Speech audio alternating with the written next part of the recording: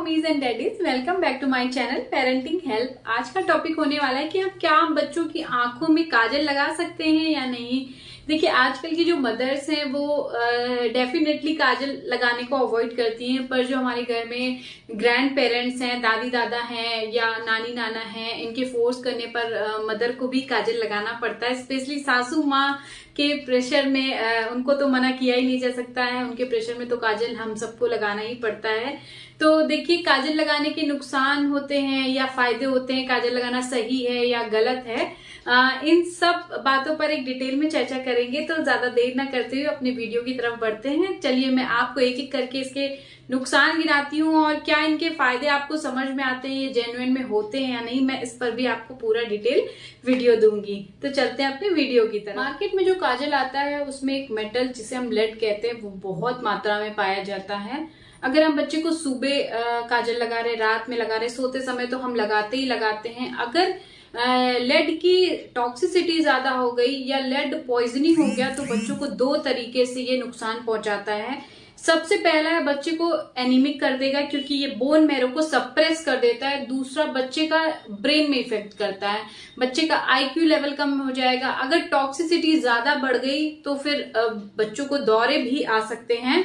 तो ये इसके दो मेन रीजन है काजल ना लगाने के, कि इसमें लेड जो बहुत खतरनाक मेटल होता है वो पाया जाता है। चीज है, जब हम बच्चों को काजल लगाते हैं तो अपनी फिंगर की हेल्प से लगाते हैं। हम अपनी फिंगर को कितना भी क्लीन कर लें, पर कुछ ऐसे अनसीन जर्म्स होते हैं जो इसमें टिके होते हैं और जो बच्चे की आईज में चले जाकर उनको बहुत नुकसान पहुंचाते हैं। साथ ही साथ कुछ पेरेंट्स जो होते हैं वो अपने नेल्स भी अच्छे से ट्रिम नहीं किए होते हैं, जिससे कि बच्चों की आईज में इंजरी होने का भी बहुत खतरा रहता है। तो दूसरा ये रीजन है जिसकी वजह से बच्चों को काजल लगाने के लिए मना किया जाता है। तीसरी चीज होती है कि जब हम बच्चे को काजल लगा रहे हैं उसके बाद हम बच्चों को नहला रहे हैं तो काजल एक जगह से दूसरी जगह पर चला जाता है। जो आईज और नोज को एक डक्ट होती है जो ज्वाइन करती है, वो काजल एक जगह से दूसरी जगह पर चली जाती है, जिसे हम नेजोलैक्राइमल डक्ट कहते हैं। उसके अपने फंक्शन होते हैं, वो उसके अपने काम होते हैं बॉडी में।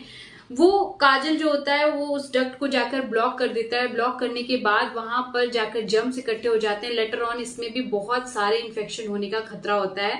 इस वजह से भी बच्चों को काजल लगाने के लिए मना किया। चौथा नुकसान ये है कि इससे बच्चे को इरिटेशन हो सकती है, खुजली हो सकती है, इन फ्यूचर के लिए क्रॉनिक एलर्जी भी हो सकती है बच्चे को। ये सारे रीजन हैं जिनकी वजह से हमारे डॉक्टर्स भी बच्चों को काजल लगाना बिल्कुल मना करते हैं।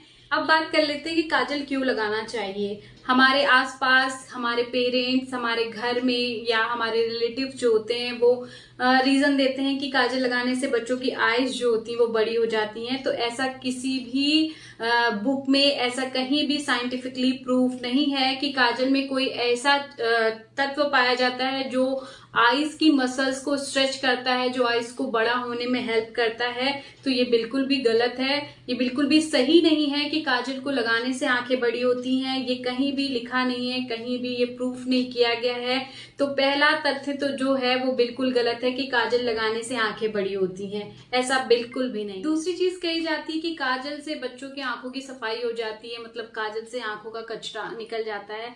अगर ऐसा होता तो सारे डॉक्टर्स जो है इसे प्रिस्क्राइब कर रहे होते हैं आंखों की सफाई के लिए। ऐसा बिल्कुल भी नहीं है। काजल आपकी आंखों की सफाई नहीं करता है, बल्कि आपके बच्चे की आंखों को और इरिटेट करता है और चुभन फैलाता है। वो बिल्कुल भी ऐसा नहीं है कि आपके बच्चों की आंखों की सफाई हो रही है। एक चीज ये भी देखने में कही जाती है कि लोग कहते हैं कि काजल लगाने से बच्चा सुंदर दिखता है। तो पहले मुझे ये बताइए, कौन से बच्चे सुंदर नहीं होते? मुझे तो सारे बच्चे सुंदर लगते हैं, बिना काजल के भी सुंदर लगते हैं। और आप बताइए, बच्चे को सुंदर बनाने के लिए जो मैंने आपको शुरुआत में 4 जो नुकसान बताए, आप उनको झेलने के लिए तैयार हैं बच्चों के लिए? बिल्कुल भी नहीं। एज अ पेरेंट्स मैं तो बिल्कुल भी उन 4 नुकसान की बजाय मुझे बच्चा ऐसे ही सुंदर पसंद है, तो मैं ये कहूंगी कि आप बिल्कुल भी काजल लगाना प्रेफर मत करिए। ये आपके बच्चे के लिए बहुत नुकसानदायक है।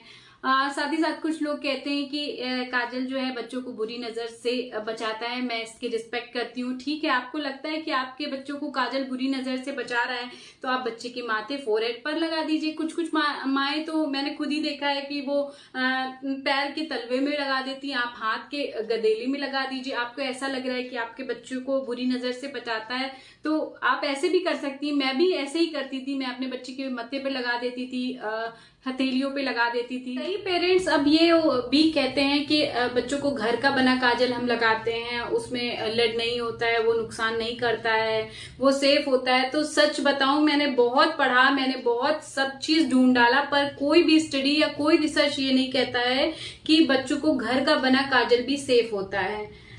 मैं मान रही हूँ कि उसमें लेड नहीं होता है, पर उसमें कार्बन तो होता है। बच्चे की आंखों में कार्बन तो नुकसान कर रहा है ना, लेड नहीं है, लेकिन आप देखिए उसमें कार्बन तो पाया जा रहा है ना। तो मैं इस वीडियो के माध्यम से सिर्फ यही शेयर करना चाह रही हूँ कि मेरी ये ओपिनियन है कि आप बच्चे को काजल मत लगाइए। आपको मैंने बताया काजल लगाने के छोटे भी नुकसान है और बड़े नुकसान भी हैं।